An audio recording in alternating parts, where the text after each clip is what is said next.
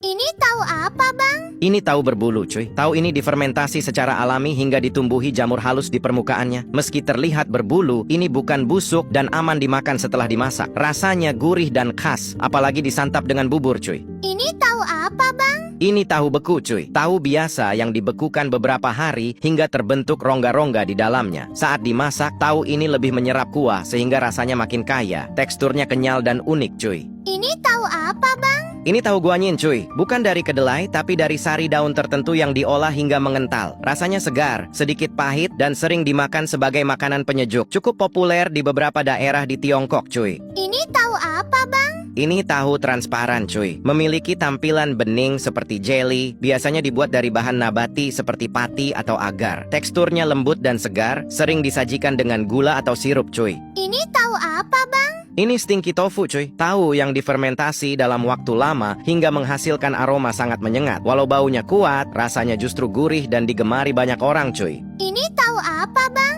Ini dofunao, cuy. Tahu yang sangat lembut dan hampir seperti puding. Biasanya disajikan hangat dengan kuah manis atau gurih, teksturnya halus dan langsung lumer di mulut, cuy. Ini tahu apa, Bang? Ini tahu puff, cuy. Tahu yang digoreng hingga mengembang dan berongga di dalam. Bagian luar renyah, dalamnya lembut dan bisa menyerap kuah dengan baik. Cocok untuk sup atau makanan berkuah, cuy.